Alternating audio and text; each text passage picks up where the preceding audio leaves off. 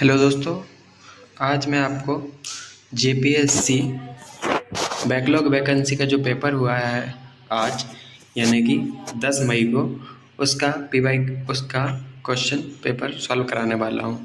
तो आप इसके आंसर की के लिए एवं बीपीएससी एवं अन्य परीक्षाओं के लिए इसका सॉल्यूशन देख सकते हैं। तो चलिए स्टार्ट करते हैं इसके आंसर की के साथ।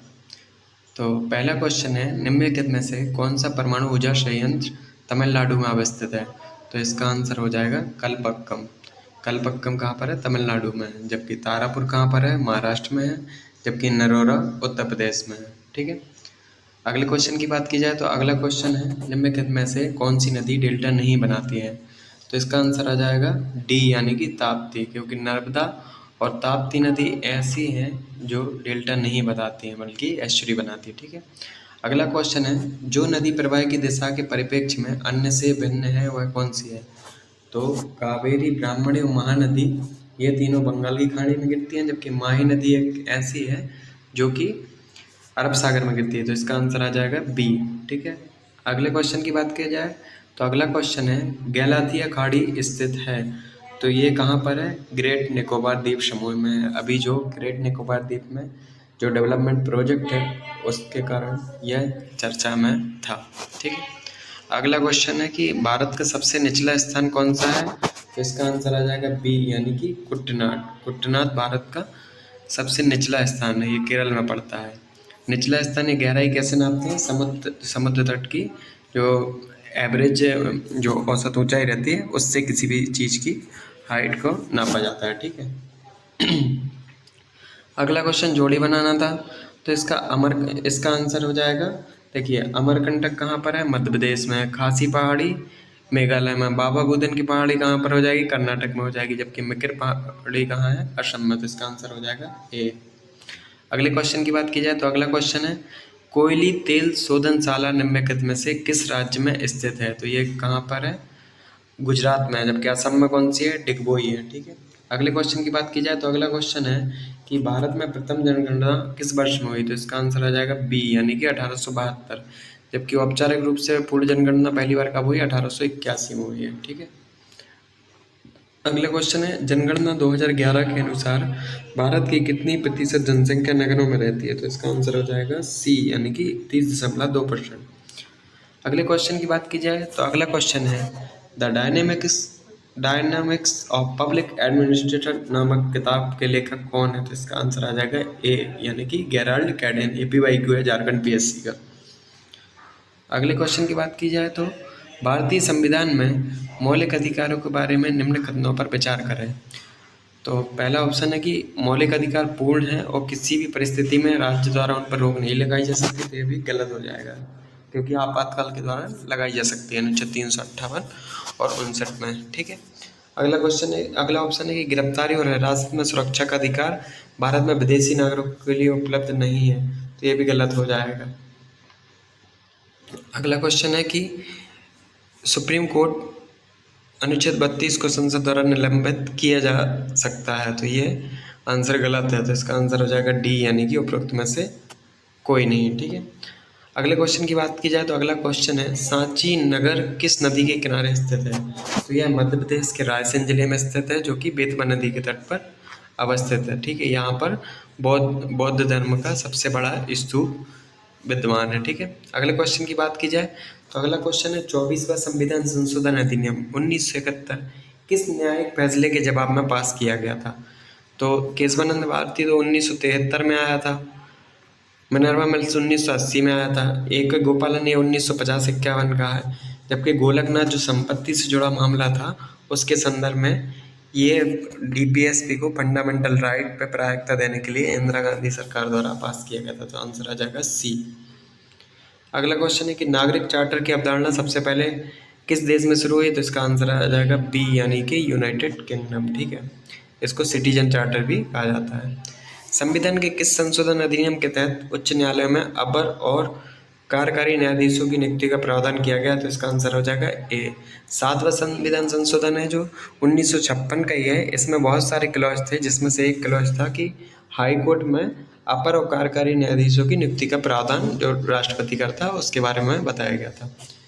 ग्रामीण स्थानीय शासन में पंचायत समिति किस प्रशासनिक स्तर पर कार्य करती है? तो इसका आंसर आ जाएगा बी, यानी कि ब्लॉक स्तर पर। और अगला क्वेश्चन है, भारत में जीएसटी किस संवैधानिक संशोधन अधिनियम के द्वारा लागू किया गया? तो इसका आंसर आ जाएगा बी, यानी कि 101वां संविधान संशोधन अधिनियम। अगले क्वेश्चन की बात की जाए तो अगला क्वेश्चन है, भारतीय संविधान के किस अनुच्छेद में नगर पालिकाओं के लेखाओं की संपरीक्षा का प्रावधान है? तो इसका आंसर आ जाएगा अनुच्छेद 273 जेड। ठीक है।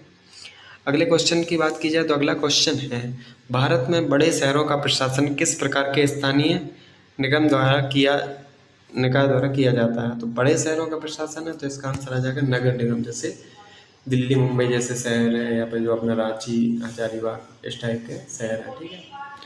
अगले क्वेश्चन की बात की जाए तो अगला क्वेश्चन है, विश्व आर्थिक आउटलुक अपडेट 2026 किस संगठन द्वारा जारी किया गया? कई लोग बोलेंगे ये करंट अफेयर है, लेकिन नहीं।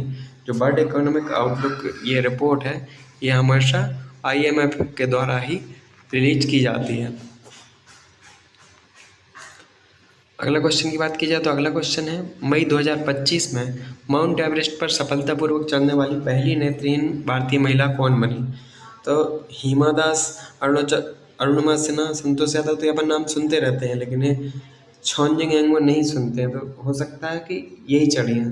तो इस टाइप से भी अपन गैस करके आंसर ला सकते हैं। तो इसका आंसर हो जाएगा ए। ऑस्ट्रेलिया ओपन किस महीने में खेला जाता है? आपको पता होगा, सर्वप्रथम ऑस्ट्रेलियन ओपन खेला जाता है। ऑस्ट्रेलियन ओपन के बाद कौन कौन सा खेला जाता है? मतलब ये वर्ष में 4 होते हैं, तो सबसे पहले ऑस्ट्रेलियन ओपन आता है, सबसे लास्ट कौन सा होता है? US ओपन होता है। ठीक है। तो ये लाइन से ही होते हैं, तो इसका आंसर आ जाएगा ए, यानी कि जनवरी। भारतीय संविधान की 12वीं अनुसूची में नगर पालिकाओं के लिए कुल कितने विषय का उल्लेख है? तो ये 18 हो जाएगा, जबकि पंचायत के लिए कितने हैं? 29 है। ठीक है। हंगेरियन ब्रिटिश लेखक डेविड सजाले ने अपने किस काम के लिए 2025 का बुकर प्राइज जीता? तो इसका आंसर हो जाएगा बी, यानी कि फ्लैश के लिए। ठीक है। और मानव वन्यजीव संघर्ष से निपटने के लिए किस राज्य सरकार ने हनुमान परियोजना की शुरुआत की? तो वह है आंध्र प्रदेश। ठीक है। आंध्र प्रदेश राज्य ने की है। भारत में घरेलू ग्रीन इंफ्रास्ट्रक्चर बॉन्ड जारी करने वाला पहला बैंक कौन सा है? तो बैंक ऑफ बड़ौदा है, यानी कि सी। अब 2023 की रिपोर्ट के मुताबिक भारतीय वन राज्य के बारे में गलत कथन चुने। तो इसका गलत कथन एक तो ये हो जाएगा कि क्षेत्रफल के हिसाब से गोवा में सबसे कम आच्छादित वन है, तो ये गलत है, क्योंकि इसका इधर हरियाणा में सबसे कम आच्छादित वन है। ठीक है। और मध्य प्रदेश में आच्छादित वन का प्रतिशत सबसे ज़्यादा, ये सही है। तो और कुल आच्छादित वन इतना है, तो ये भी सही है। और जबकि इतनी वृद्धि हुई, तो ऑब्वियसली ये गलत हो जाएगा। ठीक है। तो इसका आंसर आ जाएगा डी। अगले क्वेश्चन की बात की जाए तो अगला क्वेश्चन है कि G7 शिखर सम्मेलन 2025 का मुख्य विषय क्या था? तो ये था वैश्विक सुरक्षा, आर्थिक सहनशीलता, लचीलापन और जलवायु कार्रवाई। इस टाइप के जब भी क्वेश्चन है ना, तो वर्तमान में लगभग इसी टाइप की थीम रखी जा रही है कि जलवायु परिवर्तन से वैश्विक सुरक्षा और लचीलापन, इस टाइप से। ठीक है ना। अगले क्वेश्चन की बात की जाए तो अगला क्वेश्चन है, 2025 के बिहार विधानसभा चुनाव में महिला मतदाताओं का मतदान प्रतिशत कितना था? तो लगभग 66% मतदान हुआ था, जिसमें लगभग 71% महिला मतदान का प्रतिशत था। तो इसका आंसर था 66 से अधिक, सी। RPF की पहली DG या महिला निदेशक जनरल कौन बनी है? तो सोनाली मिश्रा बनी है, यानी कि सी। आंगनबाड़ी सेवाएं, पोषण अभियान और किशोरियों के लिए योजना किस व्यापक मिशन के अंतर्गत शामिल कर ली गई है? तो इसका आंसर हो जाएगा बी, मिशन सक्षम एवं पोषण 2.0 में। ठीक है। अगला क्वेश्चन है, केंद्रीय कैबिनेट ने केरल का नाम बदलने का प्रस्ताव कब मंजूर किया? तो केरल का केरलम नाम करने का प्रस्ताव फरवरी 2026 में किया गया था। ठीक है। भूटान में PM मोदी ने कौन सी प्रमुख जल विद्युत परियोजना का उद्घाटन किया? तो ये मांगदेछु तो पहले ही हो चुकी थी, तो वर्तमान में कौन सी की गई है? पुनः सांगछू 2 HEP। ठीक है। विश्व कैंसर दिवस प्रत्येक वर्ष किस दिन मनाया जाता है? तो ये 4 फरवरी को मनाया जाता है। ठीक है। निम्नलिखित में से कौन सा भारत में अक्सर वर्णित दोहरी अर्थव्यवस्था या डुअल इकोनॉमी की विशेषता को सबसे अच्छी तरह दर्शाता है? इसका आंसर हो जाएगा डी, कि भारत में एक और तो अत्यधिक उन्नत प्रौद्योगिकी क्षेत्रों के साथ है, और दूसरा कम उत्पादकता वाली कृषि गतिविधियों का क्षेत्र भी है। तो ये डुअल इकोनॉमी की भारत के संदर्भ में बात कही जाती है। अगला क्वेश्चन है कि भारत में किस क्षेत्र ने ऐतिहासिक रूप से आय स्थिरता प्रदर्शित की है, जो समग्र GDP विकास दर को सबसे अधिक प्रभावित करता है? तो इसका आंसर हो जाएगा डी यानी कि कृषि, क्योंकि इसमें ही सबसे ज़्यादा लचीलापन रहता है। भारत में गरीबी की मौजूदगी मुख्य रूप से किसे दर्शाती है? तो ग्रामीण परिवारों में उच्च क्रय शक्ति होगी तो गरीबी तो होगी नहीं। शहरों में अत्यधिक औद्योगिक विकास, ये भी गरीबी नहीं दर्शाएगा। उपलब्ध श्रम का पूर्ण उपयोग नहीं होगा तो ये भी नहीं। तो इसका सीधा सा आंसर कौन सा हो जाएगा? बी यानी कि आय और संसाधनों का असमान वितरण होगा तो ऑब्वियसली गरीबी हो जाएगी। जैसे हमारे यहाँ देखा जाता है कि टॉप 1% लोगों के पास लगभग 46 या 39% निचले वर्गों के समान संपत्ति है। तो कितनी आय विषमता दर्शाती है? जैसे एक तरफ अडानी अंबानी है, दूसरी तरफ क्या देखते हैं? झुग्गी झोपड़ियाँ दिखती हैं। ठीक है, तो इसका आंसर बी हो जाएगा। मई 2025 में भारतीय नौसेना में शामिल होने वाले पहले देश में डिजाइन और बने anti submarine warfare shallow watercraft का नाम क्या है? तो इसका नाम था INS अर्नाला। अगले क्वेश्चन की बात की जाए तो अगला क्वेश्चन है, सतत विकास का मुख्य उद्देश्य क्या है? तो इसका क्या है? बी यानी कि भविष्य के संसाधनों को नुकसान पहुंचाए बिना वर्तमान आवश्यकताओं को पूरा करना। अब इसके आप तीनों ऑप्शन पढ़ेंगे ना तो अपने आप काट लेंगे, तो ये बी मिल जाएगा। जैसे संसाधनों के उपयोग पर बिना कोई सीमा लगाए शहरों को बढ़ाना, अगर ऐसा होगा तो फिर पॉल्यूशन ही पॉल्यूशन हो जाएगा। पर्यावरण की परवाह किए बिना उत्पादन बढ़ाना, तो ये भी नहीं होगा। किसी भी कीमत पर तीव्र औद्योगिक विकास, तो ये भी नहीं हो जाएगा। तो आंसर बी बचता है। ठीक है, सतत विकास लक्ष्यों को कब अपनाया गया था? तो मिलेनियम डेवलपमेंट गोल के बदले में 2015 में सतत विकास लक्ष्यों को अपनाया गया था, जिसका जो 17 लक्ष्य है और 2030 तक इन लक्ष्यों को प्राप्त करने की प्रतिबद्धता की गई है। ठीक है, कौन सा विकल्प सतत संसाधन प्रबंधन को सर्वोत्तम रूप से दर्शाता है? तो इसका आंसर हो जाएगा ए नवीकरणीय संसाधनों का सावधानीपूर्वक और कुशलतापूर्वक उपयोग करना। आप तीनों ऑप्शन पढ़ेंगे तो अपने आप काट लेंगे। उद्योगों में पर्यावरण नियमों की अनदेखी करना, प्राकृतिक वनों के अत्यधिक दोहन को बढ़ावा देना, या वर्तमान विकास के लिए सभी प्राकृतिक संसाधनों का उपयोग करना। तो ये सब तो हो ही नहीं सकते, तो आंसर ऑब्वियसली ए बचेगा। निम्नलिखित में से कौन सा भारत के आर्थिक परिवर्तन को दर्शाता है? तो इसका आंसर हो जाएगा ए यानी कि भारत में जो कृषि से उद्योग और सेवाओं की ओर बदलाव हो रहा है। ठीक है, आर्थिक सुधारों में उदारीकरण का मुख्य रूप से तात्पर्य क्या है? आर्थिक गतिविधियों पर सरकारी नियंत्रण में कमी, उद्योगों में सरकारी स्वामित्व में वृद्धि, आयात और विदेशी व्यापार पर प्रतिबंध, सार्वजनिक क्षेत्रों के उद्यमों का विस्तार।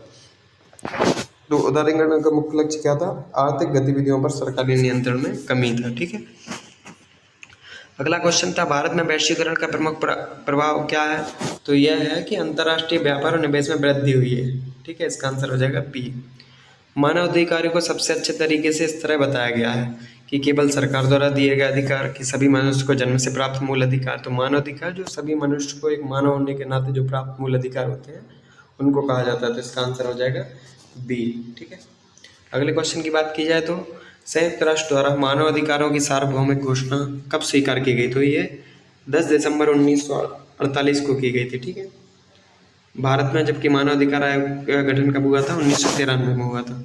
सतत विकास के लिए किसके बीच सहयोग आवश्यक है? ये थोड़ा कंफ्यूजन क्वेश्चन था क्योंकि इसमें वर्तमान पीढ़ी और भावी पीढ़ी भी लिखा था, लेकिन इसका सबसे सटीक आंसर होगा डी यानी कि आर्थिक विकास और पारिस्थितिक संतुलन के बीच में। ठीक है, क्योंकि मूल दर्शन या मूल अवधारणा यही है। जैव विविधता का अर्थ क्या है? तो ये भी सिंपल क्वेश्चन है कि किसी क्षेत्र में पौधे और जीवों की विविधता। ठीक है, जलवायु परिवर्तन का मुख्य कारण क्या है? तो वर्षा में कमी तो होगा नहीं, ऑब्वियसली इसका आंसर बी होगा यानी कि ग्रीन हाउस गैसों में वृद्धि।